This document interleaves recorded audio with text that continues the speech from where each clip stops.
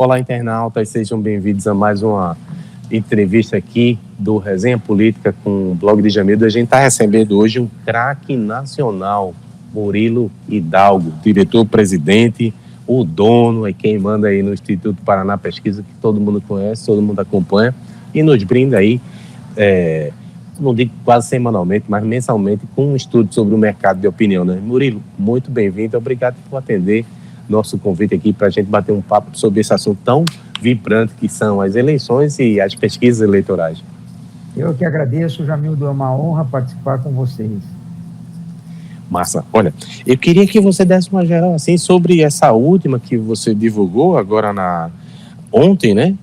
Sobre as eleições tem dois cenários, mas a gente talvez pudesse focar no que é o mais realista, que é aquele cenário em que não tem o Eduardo Leite e Lula aparece com 39%, Bolsonaro com 31%, Moro 7,5%, Ciro 6,9%. E se é esse mesmo cenário que eu diria que você concorda que é o mais prático, porque os outros ficam colocando candidatos menos competitivos, né, que a gente sabe que não vai chegar. Ontem mesmo o Pacheco desistiu. Exatamente, Jamildo. A gente, esses nomes que estão tentando, tem os nomes da terceira via hoje, que poderiam ser Sérgio Moro, Ciro Gomes, João Dória e Simone Tebet, são os principais. Aí tem a turma de baixo ainda que está tentando, né? Todos esses nomes, Jamildo, só favorecem, quanto mais nome entra, só favorece a dois candidatos, Jair Bolsonaro e Lula e Jair Bolsonaro, né? E mais fica difícil o crescimento dessa terceira via, que vai dividindo muitos votos, né? O que a pesquisa ela mostra, Jamildo, de uma forma muito clara, né? O Lula tem muito mais votos, Lula tem mais votos entre mulheres do que homens, Bolsonaro muito mais votos entre homens do que mulheres, isso todas as pesquisas vêm trazendo. Os mais jovens e os mais idosos são os que mais votam em Lula, as faixas etárias do meio são as que mais votam em Bolsonaro. Por escolaridade, até o ensino fundamental é a grande vantagem que o Lula tem sobre o Bolsonaro, nas demais praticamente empatados. E por região, o Lula hoje vence, como o PT sempre venceu, muito forte no Nordeste e no Sudeste, onde tem uma vantagem. A diferença dessa pesquisa para passada, de um mês para cá, se deu principalmente na região Sudeste, onde o Bolsonaro, e no Sul, onde o Bolsonaro encurtou um pouco a diferença para o Lula.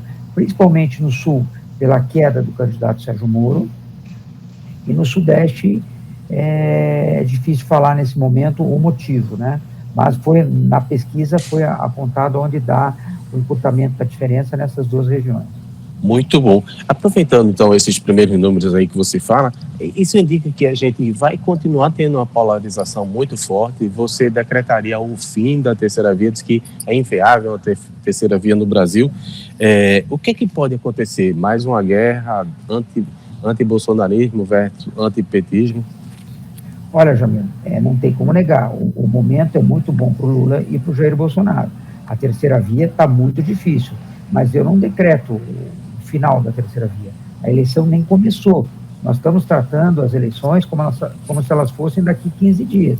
A eleição está muito, muito, muito longe, certo? Eu acho que muita coisa vai acontecer.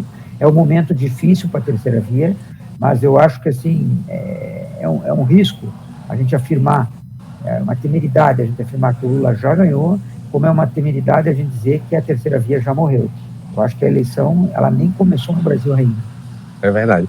Olha, quando você citava aí os números, é engraçado que realmente eu fui lá dar uma olhadinha para a gente conversar com mais propriedade e você pontuou os principais highlights, e tem um que você não comentou inicialmente, mas vale a pena comentar aqui, a questão da religião. O Lula tem 43,2% de católicos e 29,4% de evangélicos, e Bolsonaro é justamente o inverso. Ele tem apoio de 43,3% de evangélicos e 25,9% de católicos.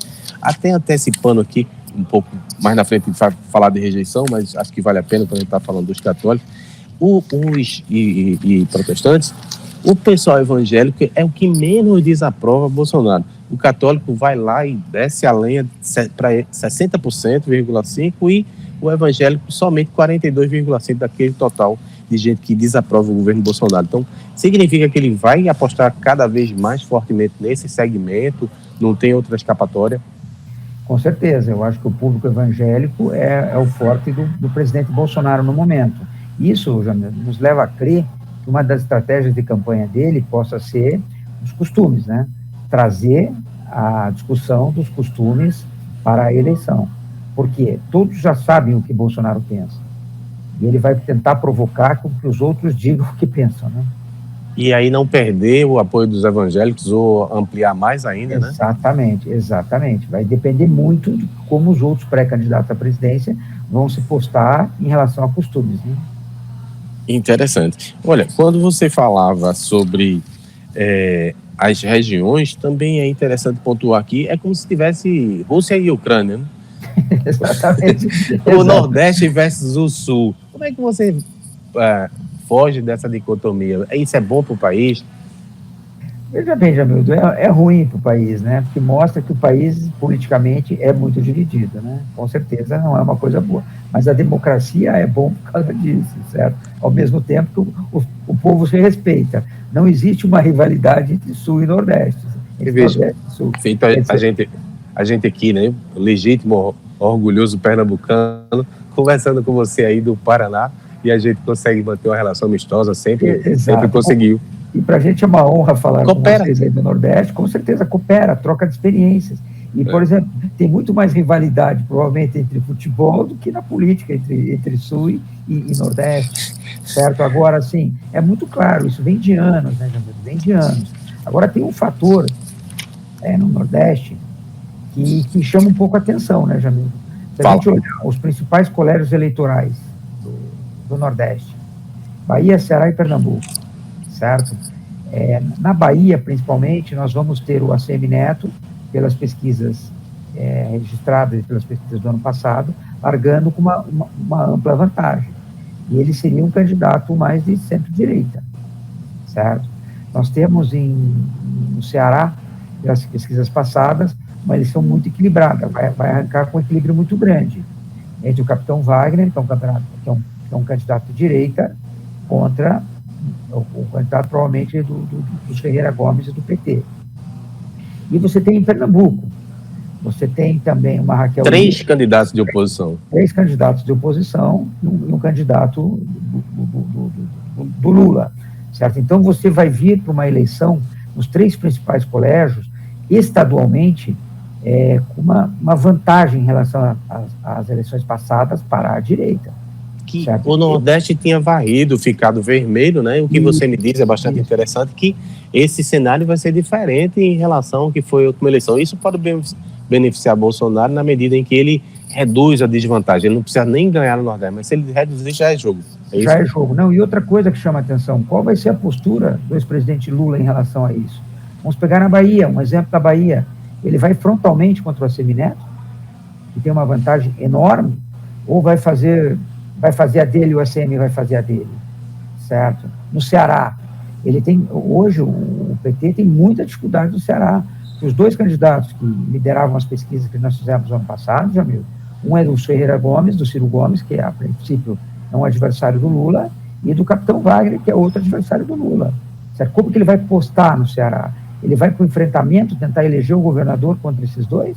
Ou não? No Ceará eles vão estar juntos, mas, por exemplo, vai ter um peso Ciro Gomes lá no Ceará, mais forte, porque o candidato do partido dele também vai ter dificuldade. E propriamente em Pernambuco também. Como vai se dar essa participação, né? Ele vem menos forte no sentido de eleger os governadores, ou não? Ele vai tentar, mesmo correndo o risco de perder votos? Mesmo correndo o risco de perder votos. Muito, muito bom. Agora, deixa eu lhe apresentar uma contradição, pelo menos para mim, que sou leigo, né? Eu acompanho, mas não sou técnico. Como é que faz para ter essa boa aceitação, essa boa votação que você imagina que pode acontecer para esses candidatos aí de oposição, mesmo o Bolsonaro sendo tão rejeitado, tão reprovado na região, de acordo com vários institutos, não é só o seu, não é? Sim. Eu posso até citar aqui a rejeição no Nordeste, parece que chega a 66%, enquanto no país é cerca de 56 avaliação da administração. No Nordeste, negativa, desaprovação, enquanto que no Brasil é 56, a aprovação é 39,3. Não parece contraditório? Como é que a oposição ainda consegue botar a cara e defender? É o exemplo do próprio ACM Neto, que está tentando fugir do presidente Jair Bolsonaro, né? Fazer uma campanha independente. Agora, será que o Lula, na outra ponta, vai entender igual? Vai fazer uma campanha independente também? Porque a hora que o Lula entrar na campanha do candidato do PT na Bahia, será que o ACM Neto mantém também a imparcialidade ou ele tem que tomar uma posição? Aqui em Pernambuco, a lógica é sempre de apontar a turma do Temer, agora vai ser a turma do Bolsonaro para jogar essa rejeição no colo dos adversários. Isso. Outra coisa, com certeza, a oposição vai tentar jogá-los no colo do Bolsonaro, que tem uma rejeição muito alta aí no Nordeste. Outra coisa, principalmente esse arranque, ao meu ver, se deve principalmente ao tempo que os governantes do PT governam e do PSB, né? Governam... Caso do Ceará, né, que você falou aí... Isso, é muito tempo de governado governo pelo PT. São 16 anos na Bahia, se não me engano, 16 anos no Ceará. Em Pernambuco, você pode melhorar, mas eu acho que já é mais de 16 anos o mando do PSB. Agora com a chegada de João Campos, pode chegar a 20. Há 20 anos, né? Certo? Quer dizer, isso tem um desgaste também, né? Tem o desgaste do tempo, certo? Com certeza. A parte da renovação. Mas, com certeza, eles linkados no Lula, esses candidatos vão tentar linkar no Lula e, com certeza, pela popularidade do Lula no Nordeste, no final acabam sendo favoritos.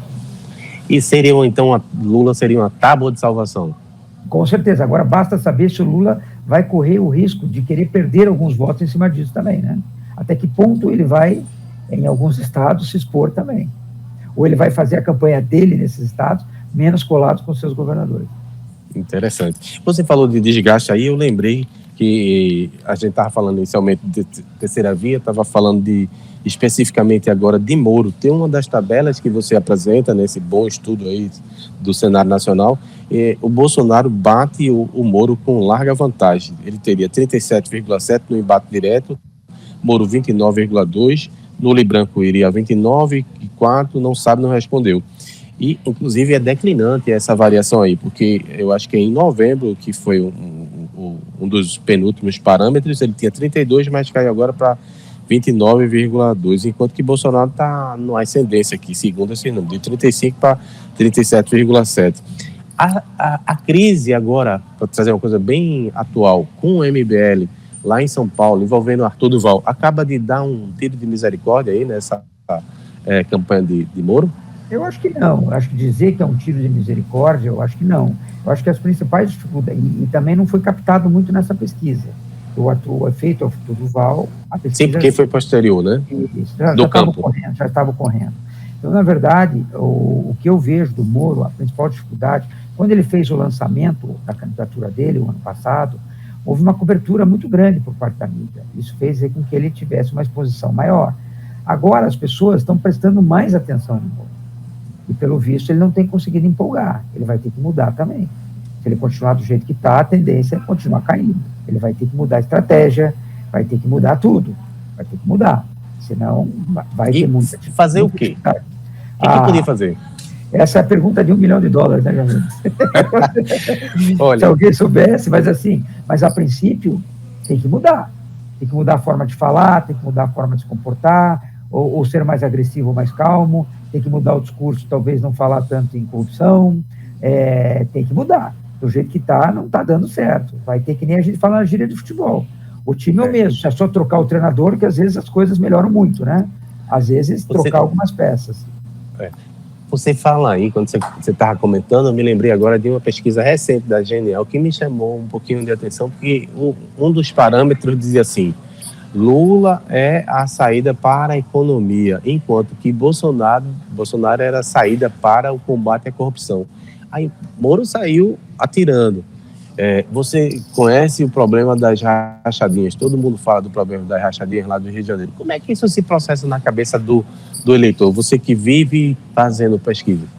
Na verdade, o que as pesquisas mostram, essa da Genial, que o Bolsonaro ele é considerado honesto, que as denúncias não são contra ele, são contra os filhos, especificamente contra ele até agora muito pouco. O Lula Ele tem, o forte dele é a lembrança da economia. Na época dele, as pessoas tinham mais acesso, viajavam de avião, comprou celular, televisão, carro, tudo isso que o povo já sabe, certo? O Moro, o que o Moro é? Ele vai ter que se achar. Ele ainda não se achou. A população não acha ele o mais honesto que deveria achar. Ele era o juiz, que a princípio combateu a corrupção, essa é uma marca dele. Mas a princípio não está conseguindo colar muito nele isso, não. O fato Arthur Duval é muito ruim para ele. Por que é ruim, Jamildo? Porque ele mostra que ele também tem más companhias, entre aspas, né? Os amigos dele também têm problemas. Então, qual que seria o diferencial do Moro? Eu sou o mais honesto de todos e meus amigos também têm menos problemas, certo? E ele está se mostrando também que os amigos dele também têm problema, porque é o problema da sociedade brasileira. Todos nós temos amigos com problemas ou nós temos problemas? E as pessoas convivem com essas pessoas. Não é só santo na política, né? Não é só santo na política, exatamente. Como então, de resto em qualquer atividade. Como qualquer atividade. Então, o que acontece? Ele vai ter que achar o caminho dele, que até agora ele não achou. Outra coisa é o governador de São Paulo, né? Pesquisa não consegue crescer e sua rejeição astronômica, né? Como é que ele consegue ter a maior rejeição, maior mesmo que o governo federal, governando só uma parte do país? Como é que é isso? Por que, Jamildo? Porque os petistas não votam nele, rejeitam ele, e os bolsonaristas rejeitam mais ele do que os próprios petistas. Que os bolsonaristas querem para ter no Dória uma segunda, uma terceira opção. E hoje o bolsonarismo também rejeita mais o Dória do que o próprio petismo. Então a situação dele é muito difícil. Muito difícil. Aí é mais uma pergunta quase que eleitoral. E aí faz o quê? Vai ter que desistir, dar apoio a Moro, ou então... para Bolsonaro ele não pode dar, ele vai se abraçar com Lula. Como é que vai ficar isso? Exatamente, essa é a pergunta que faz. Como é que ele vai fazer? Eu vejo assim, o João Dória é candidato, eu não acredito que ele vai desistir, não acredito que Moro vai desistir, não acredito. A gente convive um pouco aqui, a gente é de Curitiba, ele também, as informações que a gente tem que ele vai até o fim, esses troços que eles vão, é tudo conversa fiada, que todos vão até o fim. Por quê? Tem uma outra coisa que ninguém fala, Jamildo, tanto João Dória quanto Simone Tebet quanto João Dória são muito jovens. Precisa do recall? Trabalhar essa imagem, eles podem criar recall. O João Dória pode perfeitamente usar essa eleição para limpar a rejeição. O Sérgio Moro pode perfeitamente usar essa eleição para vir muito forte na próxima. O Lula perdeu quantas para virar presidente? 3, né? 3, o Moro está na primeira, o João Dória está na primeira. Então, às vezes, as pessoas exigem demais de um candidato. Ou seja, cada um tem um objetivo, certo? Até pedir música no Fantástico, o cara está justificado. Exatamente, o cara está justificado. Então, há uma cobrança muito grande, assim, certo? Eu acho que o Moro é um aprendizado. Ele vem para quê? Para tentar resolver o problema da sua biografia. Afinal, foi um juiz parcial, não foi um juiz imparcial? Ele vai usar isso no debate. Outra coisa que ninguém está falando, Jamil, como vai ser o debate Moro-Lula? As pessoas ficarão com pena do Moro ou do Lula? É uma pergunta que eu não tenho resposta. Mas você vai pesquisar, né? Não, ninguém sabe, porque a gente só vai ver isso no debate. Como vai ser o debate dos dois frente a frente? Ou esse debate não existirá? Mas você pode fazer uma pergunta hipotética, né? Não testou nada nessa linha. Nessa linha ainda não, mas tem muito as cenas, né? As cenas, o que vai acontecer? Alguém será mais agressivo que o outro? É uma coisa incontrolável. É uma coisa incontrolável. O Aécio Neves, na eleição passada, estava indo muito bem. Aí, num debate, se não me engano, na Record, ele foi agressivo. E aquilo pegou foi com Marina, mal. Não foi? Isso, exatamente. Então, quer dizer, não era algo previsível, certo? Contra uma mulher, não era algo previsível. É o que aconteceu no embate. E quando você vê que a maioria... Quando você vê que a maioria do eleitorado é feminino, aí pega, né? Aí pega, mas assim, como que vai ser esse embate Moro-Lula? Eu acho que vai ter mais audiência do que um Fla-Flu. Do que um esporte, Náutico Esporte Santa Cruz, ou Náutico Santa Cruz, aí, a audiência vai ser alta. Não fale do Santinha, não, que o Santinha aqui tá na Série Z, rapaz, lá embaixo.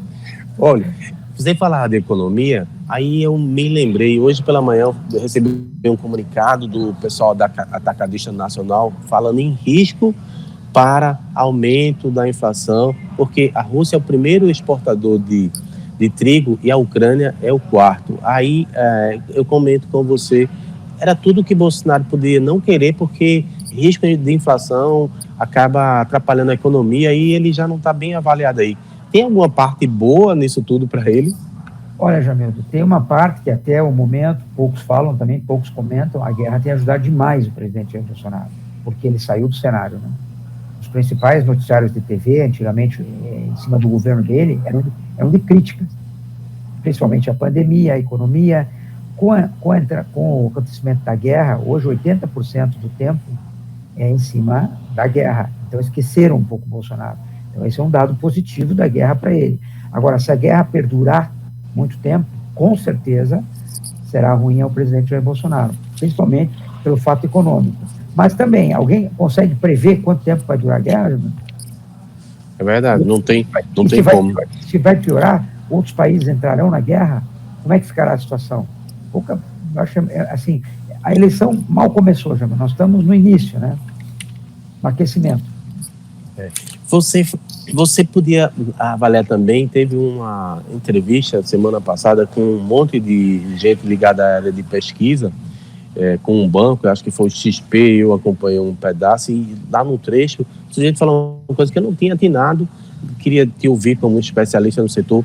O nome Auxílio Brasil pode impactar negativamente a oferta do benefício a longo prazo, porque a conjectura que foi levantada é que esse tipo de nome sugere uma provisoriedade, enquanto que o Bolsa Família foi uma coisa que teve continuidade, nunca deixou de ser descontinuidade, mudou agora o nome. Isso pode ser usado contra Bolsonaro negativamente, só esse negócio vai acabar e colar, porque às vezes não é só você jogar aquela fake news, ela tem aderência. Olha, pode, mas eu acho que isso vai ser tão discutido na campanha, já vai ser tão certo, é uma coisa que vai pegar, a primeira coisa que vai ser discutida é essa. Se eu for presidente do Brasil, o auxílio vai ser de tanto, vai continuar, não vai continuar, certo? A Beltrano, você disse que é contra o fura-teto, como que você vai manter o auxílio? Tudo isso vai ser amplamente discutido na eleição. Eu acho que num primeiro momento pode ser ruim, mas no segundo momento eu acho que isso fica muito claro para a população, né? Pelas próprias falas dos candidatos. Tem alguma solução, aqui para quase encaminhando para a conclusão, você registra lá a avaliação da administração e tem uma desaprovação, a evolução ela vem diminuindo, está estacionada, o que é que a gente pode esperar e o que é que pode ser feito para mudar essa situação? Olha, Jamil, a popularidade do presidente é regular para ruim, né? É ruim, mais gente desaprovando do que aprovando, mas pesquisa, em relação à pesquisa do mês passado, houve uma melhora para o presidente Bolsonaro. Agora, eu não tenho dúvida, Jamil, que no final, se der Lula e Bolsonaro no segundo turno, certo? A discussão vai ser o seguinte: o PT deve voltar a governar, o PT não deve, Bolsonaro deve continuar, Bolsonaro não deve continuar, certo? Infelizmente, Jamil, o que a gente tem visto até agora? Muito pouca proposta para o Brasil, né? É verdade. Você diz algo bastante interessante, é como se você tivesse um plebiscito. Exato. E eu não me lembro da gente ter tido algo semelhante nos últimos anos, na verdade. Exato. Um referendo para Bolsonaro, não é? Tipo assim, e em relação ao PT, um plebiscito. Você lembra de alguma situação semelhante ou com a sua experiência na América Latina e algo parecido que pudesse servir de referência? Não, eu acho que nós vamos ter uma eleição única em cima disso, onde vai ser discutido, infelizmente, o que nós vamos menos ver nessas eleições são propostas. O que a gente vai ver é ataque, discussão, como que o Jamildo pensa, como que o Murilo pensa, certo? Agora, a proposta para mudar a vida das pessoas é o que eu tenho menos ouvido até agora. Não sei se vocês têm ouvido aí, mas aqui, muito pouco. É a proposta para mudar a vida das pessoas, certo? A gente tem ouvido o quê? No meu tempo era assim, assim, assado, no teu tempo era assim, assim, assado, no teu tempo era assim, assim, e ponto final. Infelizmente, uma discussão muito pobre, né? Murilo, eu me lembro de um político aqui que venceu uma eleição, aí ele apresentou durante a campanha, como é obrigação, o plano de governo, aí quando começou a governar de fato, aí eu fui enviado pelo jornal lá, como repórter de economia na época, para ir cobrar o plano de governo. Ó, vocês prometeram aqui, aí o cara, poxa, aí é demais, né? Você vai querer me cobrar isso? Só faz para ganhar a eleição. Eu te conto esse episódio para questionar. E o eleitor, ele cobra isso, ele quer isso, ou ele está mais assim, enternecido com aquela campanha de ódio contra o adversário? É melhor odiar do que pensar, o futuro vai por aqui, é melhor você ir por ali? O problema hoje, amigo, o eleitor, ele gostaria de ver propostas, mas essas propostas, elas têm que ser reais e dizer de onde vem, né? O que se torna muito difícil. E segundo, Jânio, as propostas são muito iguais, né? Você olha as propostas de saúde, por exemplo, de todos os candidatos a presidente, o que muda? Quando você vê propostas da própria economia, de tudo, muda muito pouco. As propostas são muito parecidas. E outra coisa, né, Jamil? Todo mundo já sabe, por isso que eu acho que eles estão falando menos. Quanto mais eles propõem, menos eles vão cumprir para frente, né? É interessante. Olha, e em relação, você com certeza deve ter investigado isso também, em relação à distribuição das informações, todo mundo ficou surpreso com a avalanche que foi o uso das redes sociais na última eleição, mais ou menos que ficou entendido que ia ser assim, doravante, mas já se fala hoje de muita aplicação em rádio, televisão, voltar um pouco o modelo que era anterior. O que é que você acredita que vai acontecer? Como é que o eleitor vai ser impactado? Qual seria a melhor forma de distribuir essas informações? Um candidato ideal tinha que fazer o quê? Você que tem larga experiência aí na área de comunicação. Com certeza, Jamil. Não tem como negar a força do rádio e da televisão, principalmente naqueles spots, nos comerciais que entram no meio das programações, né? Valendo, em cima do adversário. Isso é muito forte, porque não dá tempo dele trocar de canal, porque não é uma coisa longa, é uma coisa de 30 segundos. Então, isso as pessoas prestam muita atenção. E, Jamildo, não tenho dúvida que hoje a principal ferramenta é essa que nós estamos aqui, certo? As mídias sociais, internet. Hoje a eleição, felizmente ou infelizmente, para o bem ou para o mal, por isso que a gente olha o TSE de forma responsável, tão de olho em cima disso, certo? Porque a eleição, ela é decidida aqui.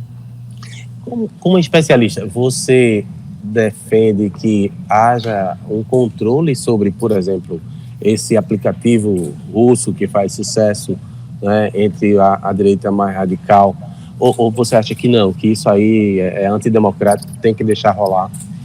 Olha, Jamildo, é difícil a gente no Brasil hoje dizer alguma coisa, certo? Porque espalhar fake news não deveria. Então, a certo ponto, o TSE tem razão. Mas, ao mesmo tempo, o que é fake news?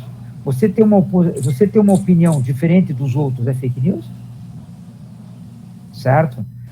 Todo mundo está dizendo que isso aqui é amarelo, estou dizendo que é laranja. É fake news? Certo? Um exemplo, ter opiniões contrárias, às vezes, você pensar um pouco diferente, é fake news? Então, fake news, eu acho que sim, está se deixando muito ruim essa palavra fake news, porque hoje dá medo. Porque se você tem uma opinião contrária a 90%, você pode ser um espalhador de fake news. E onde está a democracia do outro lado de dizer eu penso diferente? Então, é uma coisa muito perigosa.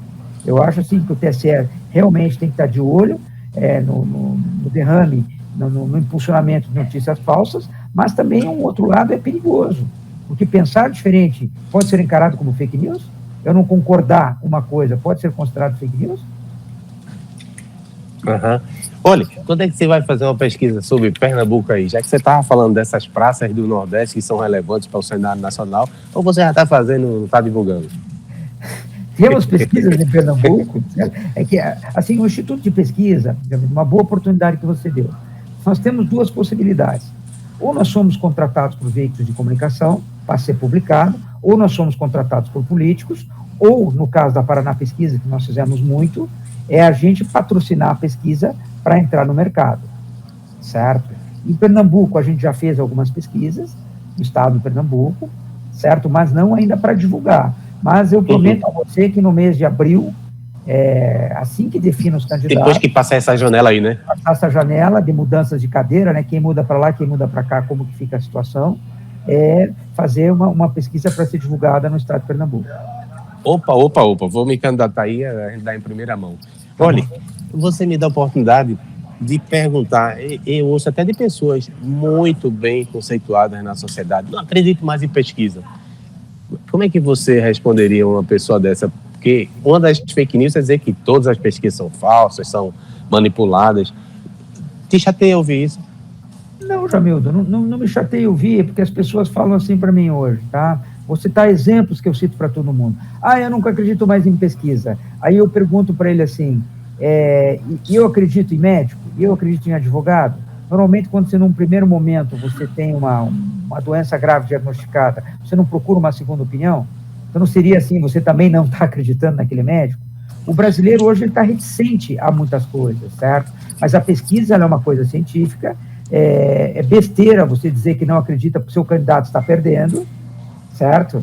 É a mesma coisa de você torcer para um time de futebol e dizer que foi o árbitro que perdeu, que ganhou aquele jogo. Ele teve 90 minutos para empatar ou para fazer um gol e não fez, certo? Agora, para o juiz, porque teve um lance dúbio lá, botar 100% a culpa no juiz, quer dizer...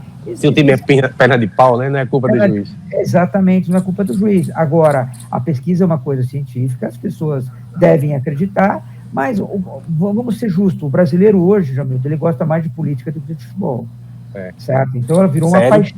Virou Fla-Flu. Virou Fla-Flu. Então você tem que ir a mesma coisa. O Fluminense perdeu, a culpa é do juiz. Não é que o time é ruim e o outro jogou melhor. O juiz, certo? Quer dizer, então é a mesma coisa. A pesquisa ela é ruim para o candidato dele, ele tende a falar mal da pesquisa. A pesquisa é boa para o candidato dele, ele começa a acreditar. Então, faz parte do folclore da eleição brasileira. Ô Murilo, sabe o que eu acho contraditório para encerrar esse ponto de pesquisa? O sujeito acredita e às vezes divulga aquela, o nome não é nem pesquisa, uma enquete que sai em algum blog, em algum site, que não tem nada de científico, mas que coloca ele na frente. Então, na verdade, o sujeito quer acreditar só no que lhe é mais conveniente, né? Exatamente. Deixa eu lhe dar uma oportunidade de, primeiro, agradecer a sua atenção, o seu carinho sempre aqui com o blog, com o Sistema Jornal de Comércio e Comunicação. Algo que eu não perguntei que seja relevante e para a gente entender esse momento. Olha, Jamildo, só para deixar um recado ao eleitor, tá? A eleição, ela vai ser muito acirrada, como nunca. Que ele não perca a cabeça, que ele não brigue com familiares por causa de política, certo? Que a intolerância não prevaleça, que as pessoas sejam democráticas. Todo mundo quer democracia, desde que você pense como eu. Quando a gente vê pessoas de família brigando por causa de política, lembra-se, no final, o Brasil, todos os parlamentares que estarão lá, no final darão base quem quer que seja o próximo presidente da República. Eles se juntam, certo? Então não brigue, não crie confusão por causa de política. Respeite a opinião do próximo, né? Respeite, principalmente a palavra respeito, não brigue, não crie confusão por causa de política, porque está demais, Jamil. As pessoas estão perdendo o respeito, estão perdendo a democracia, estão perdendo tudo por causa da política, e não deve ser assim. A política ela deve ser discutida em período, e que o melhor vença, e que respeite o resultado das urnas. É verdade. Respeite o resultado das urnas. Esse é o recado que eu gostaria de dar. E, principalmente, quanto às pesquisas, respeite as pesquisas também, certo? Respeite o resultado. Você pode não concordar, mas não precisa ofender, não precisa xingar, não precisa, certo? Perder a cabeça porque o resultado não deu o que você deu. Não saia do estádio de futebol quebrando tudo porque teu time perdeu, porque você não concorda com o resultado. Igualzinho, tenha calma. E a eleição está muito, muito, muito, muito longe. A eleição nem começou ainda.